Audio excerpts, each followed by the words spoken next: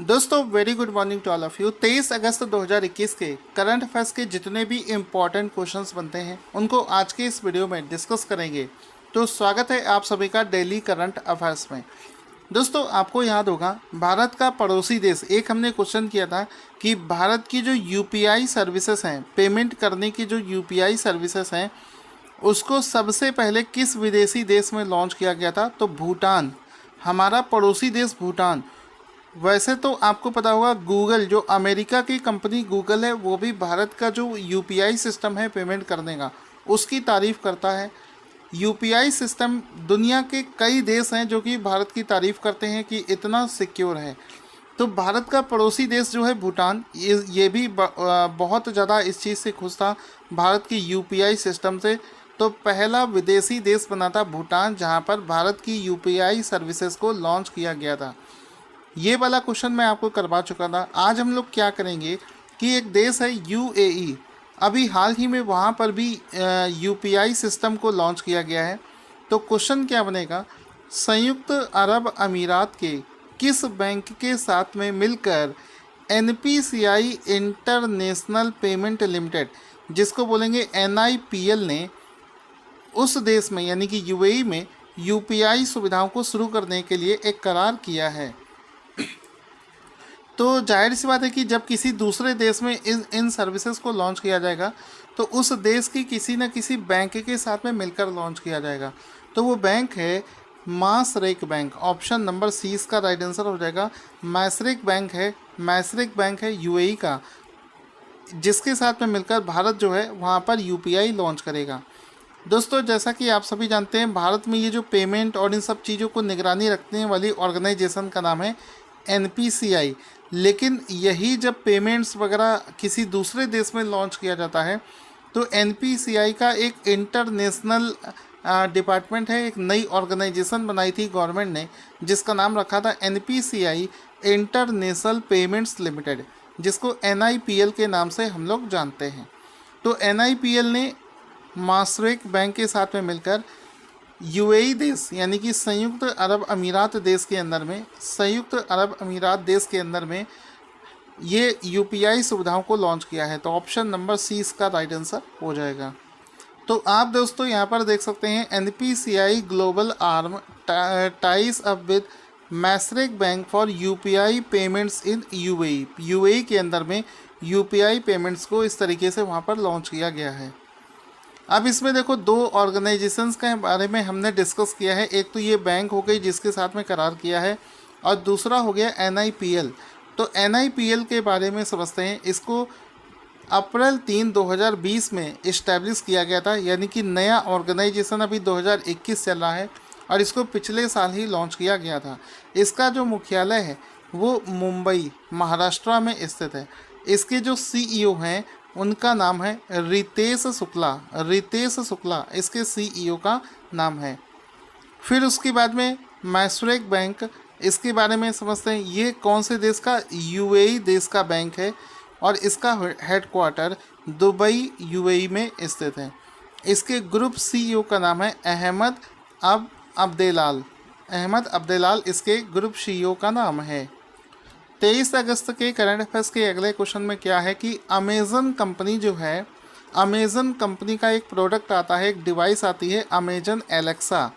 तो Amazon Alexa के लिए किस अभिनेता के साथ में उसकी वॉइस के लिए करार किया गया है। तो हाल ही में अमिताभ बच्चन के साथ में करार किया है अमेजन एलेक्सा डिवाइस ने उनकी वॉइस देने के लिए। तो आपको जानना चाहेंगे, आप लोगों को बताना चाहूँगा, अमेजन की एक डिवाइस आती है एलेक्सा नाम से, जिसमें क्या होता है, जैसे आप उस डिवाइस में बोलोगे, उससे पूछोगे एलेक्सा प्ले अ म्यूज़िक, तो वो भी एक आंसर देगी, जवाब देगी। जैसे आप पूछोगे वो is the prime minister of India, तो एलेक्सा ये जो डिवाइस आपको दिख रही है ये बोल कर बताएगी कि prime minister of India is Narendra Modi. तो इसमें ये जो डिवाइस बोलेगी, इसमें जो वॉइस होगा वो अमिताभ बच्चन का होगा। तो अमिताभ बच्चन की आवाज़ में इस एलेक्सा डिवाइस ने इसके लिए किसको साइन किया है, इसको साइन किया है अमिताभ बच्चन को एलेक्सा ने। तो ऑप्शन अमिताभ बच्चन वाला राइट आंसर हो जाएगा। दोस्तों जैसा कि आप सभी जानते हैं तालिबान देश ने अफ़गानिस्तान पर कब्जा कर लिया है तो अफ़गानिस्तान से बहुत सारे इंडियंस और अफ़गानीज भाग रहे हैं दूसरे देशों के लिए, तो बहुत सारे लोग भारत भी शरण ले रहे हैं। तो क्वेश्चन बनेगा कि अफ़गानिस्तान के लोगों के लिए भारत में प्रवेश के लिए वीज़ा आवेदनों को फास्ट ट्रैक करने के लिए इलेक्ट्रॉनिक वीज़ा की एक नई कैटेगरी की शुरुआत करी गई है, इसका नाम क्या है? तो ये जो वीज़ा प्रदान करने का प्रोसेस है इसको तेज कर दिया गया है, क्योंकि बहुत सारे आवेदन रिसेंट में मिल रहे हैं, क्योंकि बहुत सारे लोग अफ़गानिस्तान से वापस भागकर इंडिया आ रहे हैं। तो इस चक्कर में अगर उसी स्पीड से इंडियन वीज़ा काम करेगा सिस्टम, तो ये लोग इंडिया नहीं आ पाएंगे। तो इसके लिए हाल ही में एक नया कैटेगरी लॉन्च कर दिया गया है वीज़ा को लेकर, वो है ई एमरजेंसी एक्स मिक्स वीज़ा। तो ऑप्शन नंबर ए इसका राइट आंसर हो जाएगा कि ऐसे लोग जो कि अफ़गानिस्तान से बिलोंग करते हैं या इंडियन हैं और वो वापस इंडिया में आना चाहते हैं और वीज़ा के लिए अप्लाई करना चाहते हैं, तो उसके लिए भारत ने एक नई श्रेणी के तहत एक नया वीज़ा सिस्टम लॉन्च किया है, जिसका नाम रखा गया है ई इमरजेंसी एक्स मिक्स वीज़ा। ऑप्शन नंबर ए इसका राइट आंसर हो जाएगा। तो आप देख सकते हैं ई इमरजेंसी एक्स मिक्स वीज़ा फॉर अफगान्स, ये इसका राइट आंसर हो जाएगा। 23 अगस्त का अगला शानदार क्वेश्चन बना है एक अवार्ड्स को लेकर, पुरस्कार को लेकर एक क्वेश्चन बना है। केरल सरकार के द्वारा स्थापित एक पुरस्कार जिसका नाम है केरल शास्त्र पुरस्कार 2021 किसे प्रदान किया गया है? आंसर हो जाएगा ये जो पुरस्कार है ये 2 लोगों को दिया गया है। आंसर हो जाएगा 2 लोगों को दिया गया है। पहला है एम एस स्वामीनाथन और दूसरा है थानु पद्मनाभन।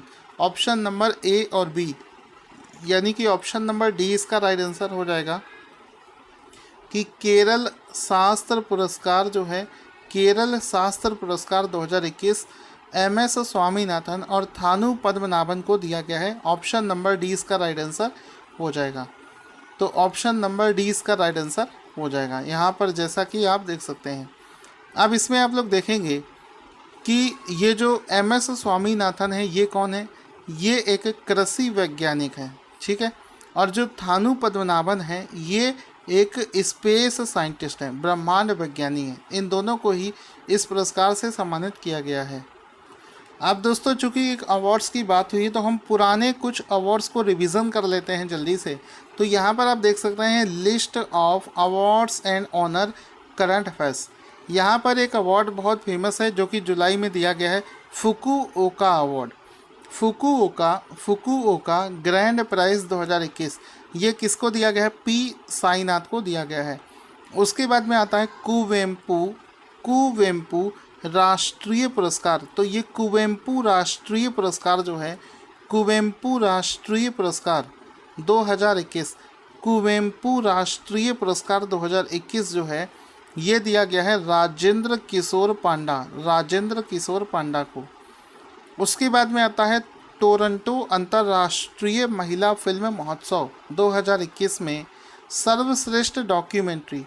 टोरंटो अंतर्राष्ट्रीय महिला फिल्म महोत्सव में सबसे अच्छी डॉक्यूमेंट्री वो भी किसमें? जीवनी कैटेगरी में दिया गया है, डिकोडिंग शंकर, ठीक है।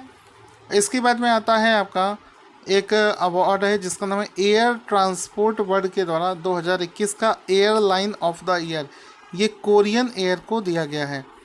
इसके बाद में आ जाता है एक अवार्ड है ACI DG के role of excellence, ACI's DG's role of excellence, ये दिया गया है कैंपेगौड़ा इंटरनेशनल एयरपोर्ट को। फिर उसके बाद में आ जाता है Scripps national spelling bee contest, Scripps national spelling bee contest, ये दिया गया है ज़ाइला एवेंट ग्रेड को दिया गया है।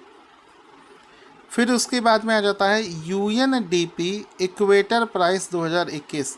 तो UNDP इक्वेटर प्राइज़ 2021 दिया गया है स्नेह कुंज ट्रस्ट को दिया गया है, ठीक है। इसके बाद में है कॉमनवेल्थ पॉइंट्स ऑफ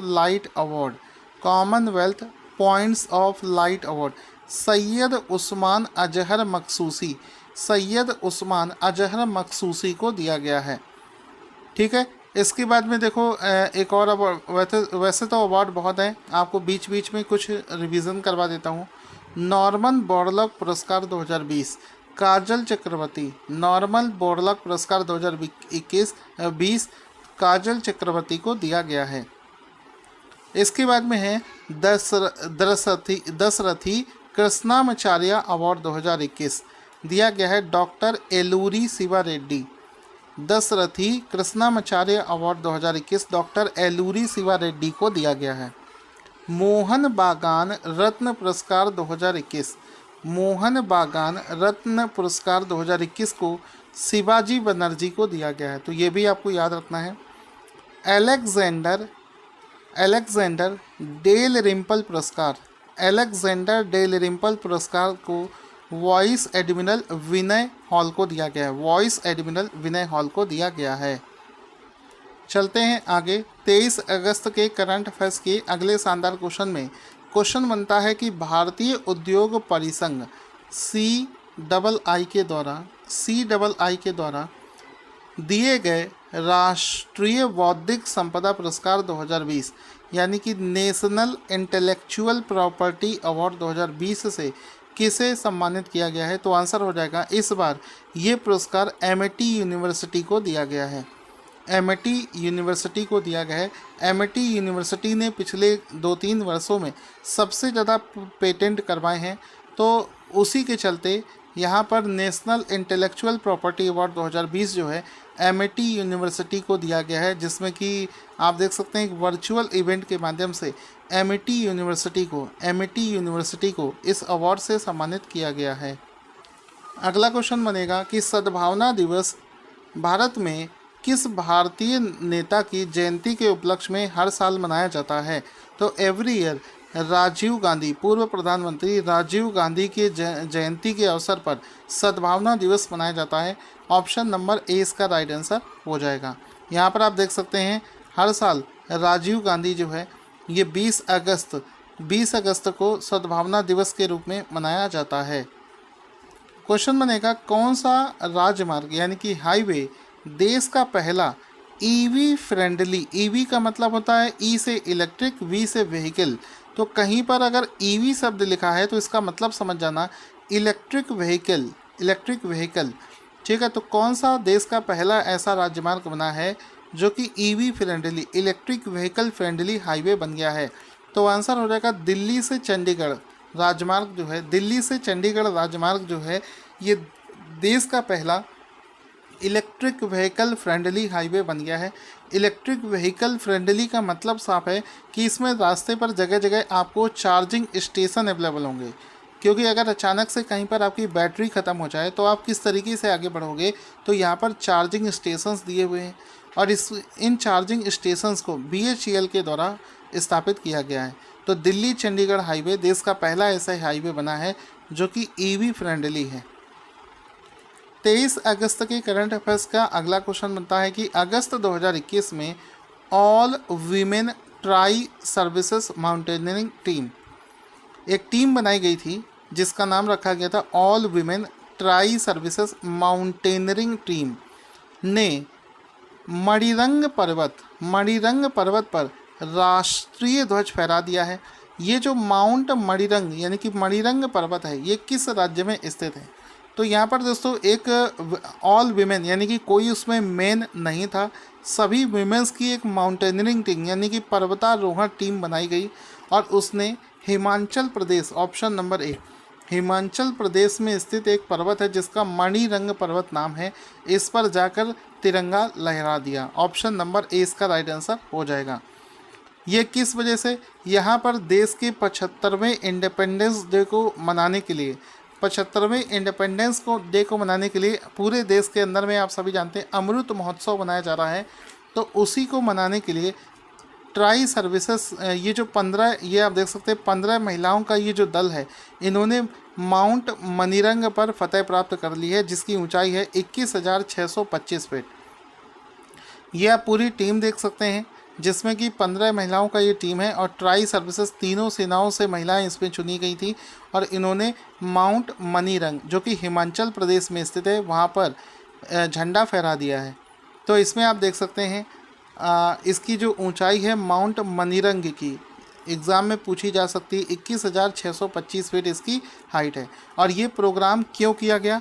आपको पता है कि देश के 75 वर्ष आज़ादी के हो चुके हैं और जिसके चलते आज़ादी का अमृत महोत्सव पूरे देश के अंदर में मनाया जा रहा है, जिसके चलते ये ध्वज फहराया गया है।